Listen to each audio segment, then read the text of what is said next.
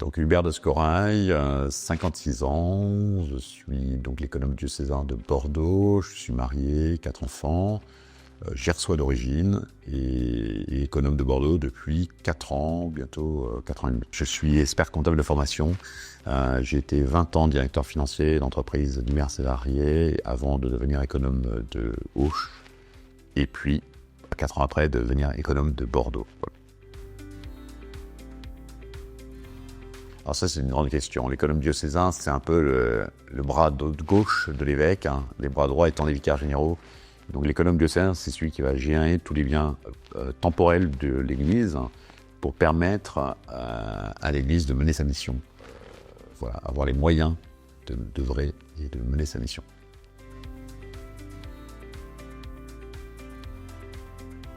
Alors ça, c'est une bonne question, c'est une question hyper importante.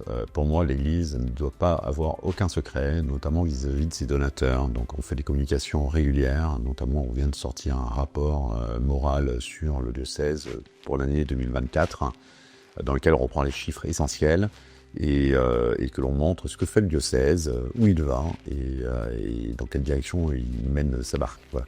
Mais on est complètement transparent et moi je veille à répondre à toutes les questions qui me sont posées individuellement sur les sujets des finances du diocèse. Voilà. Le principal défi aujourd'hui, c'est un défi immobilier, c'est d'être en capacité d'apporter tous les bâtiments, de mettre les bâtiments à disposition de la pastorale dans toutes les paroisses du diocèse, qu'il n'y ait pas une seule paroisse qui ne soit pas desservie avec des biens immobiliers. En plus, en répondant à des besoins aussi des prêtres, c'est-à-dire de séparer leur lieu de vie de leur lieu de mission pour qu'ils aient droit à la déconnexion, de veiller à ne plus avoir de prêtres seuls, de lutter contre l'isolement du prêtre en créant des lieux de fraternité. Alors, pas forcément des lieux de vie communautaire, mais des lieux de fraternité dans chaque paroisse, de veiller aussi aux prêtres âgés, voilà, et à la condition de vie des prêtres âgés. Par exemple, là, aujourd'hui, on est en train d'envisager de racheter le presbytère de Farc-Saint-Hilaire, de racheter, qui appartient à la mairie, de celui de Saint-André-Kibzac, dans lequel on va faire des grands travaux de transformation. Donc, c'est des budgets quasiment 1 million par presbytère. Il y a Billanos, on est en train de faire une salle paroissiale.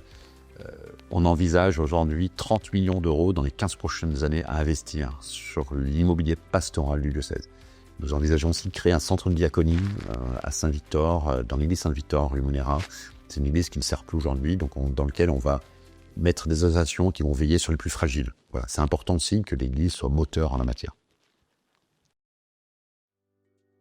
Il y a des grandes ressources du diocèse, c'est effectivement le denier. Donc le denier, c'est la contribution des fidèles ou la communion des fidèles financièrement à l'église, au fonctionnement de l'église. Il y a la quête qui permet aux paroisses de faire tourner les bâtiments, de chauffer l'église, voilà, d'embellir les églises, de payer l'électricité, le gaz, etc. Il y a les casuels qui viennent aussi dans ce cadre-là. Mais depuis quelques années, il y a la croissance des legs. Les legs, c'est une ressource qui est non négligeable aujourd'hui dans le diocèse. C'est entre 800 et 2 à 3 millions d'euros par an et qui nous permettent vraiment de porter nos projets immobiliers. Donc ça, c'est vraiment très important et vraiment, on est très reconnaissant à tous les bienfaiteurs qui lèguent leurs biens, soit faute d'héritiers, soit parce qu'ils ont la volonté d'accompagner l'Église. Le legs, ça représente à peu près 30% aujourd'hui, de 20 à 30% de nos ressources. Le budget global du diocèse, c'est 14 millions d'euros à peu près, donc toutes ressources confondues.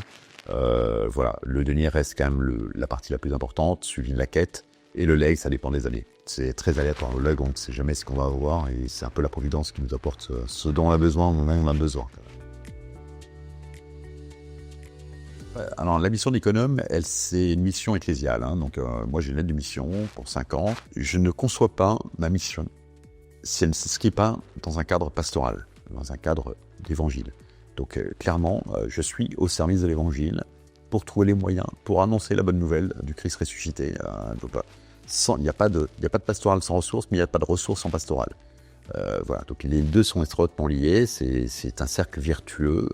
Une bonne pastorale génère des bonnes ressources, et une bonne ressource génère une bonne pastorale.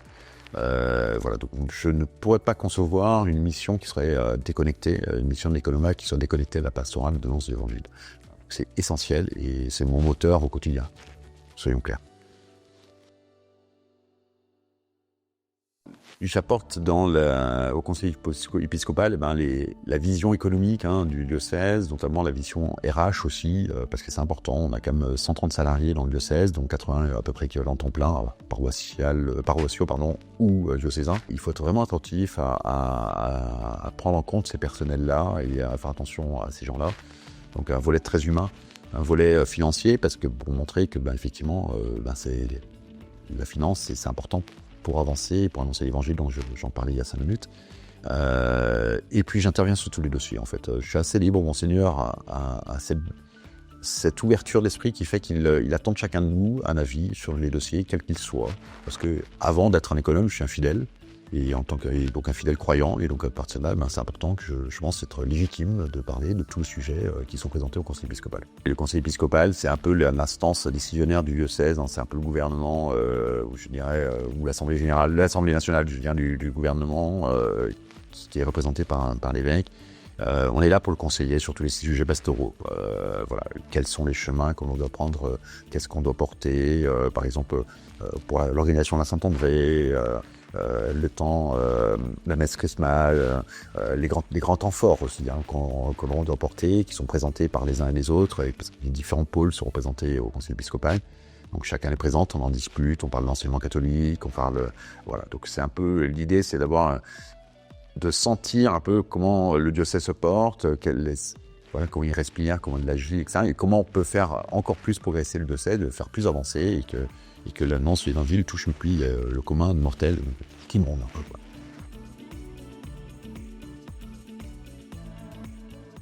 L'économe n'est pas tout seul, loin s'en faut. Et donc il est accompagné par différentes commissions. Donc par exemple, il y a la commission immobilière qui se tue ce matin, qui va travailler sur le volet pastoral du diocèse sur le plan de l'immobilier.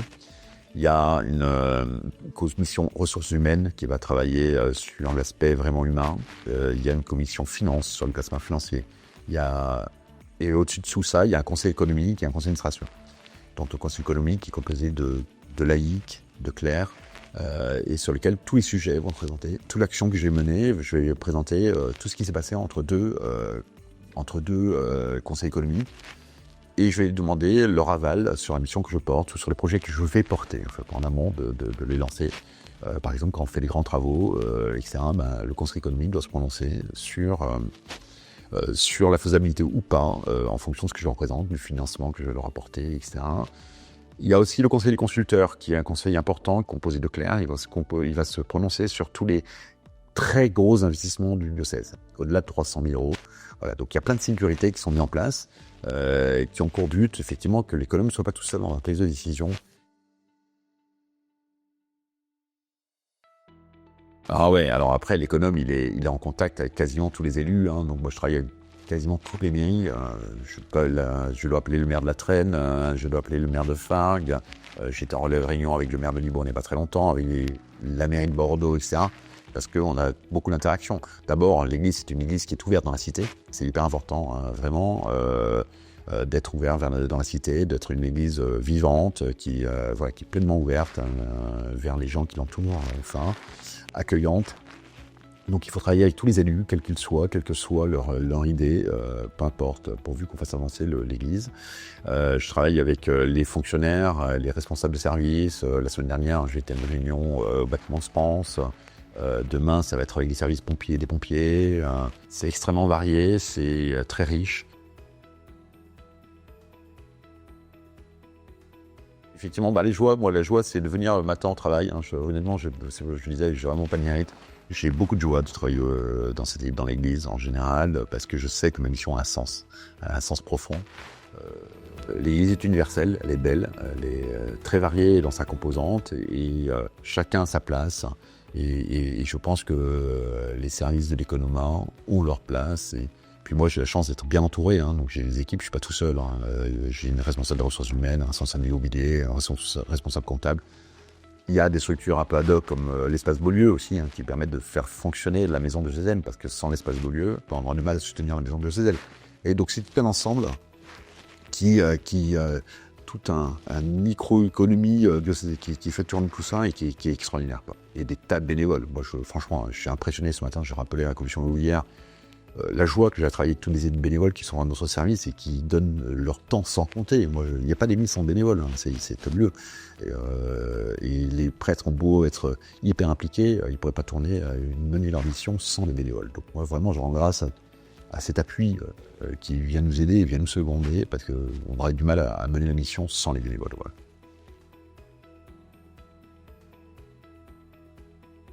Alors moi, mon espérance, c'est de dire que de plus en plus, on aura des catéchumènes qui vont arriver en masse, qui vont générer des vocations.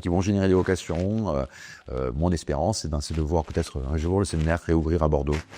J'ai envie de dire.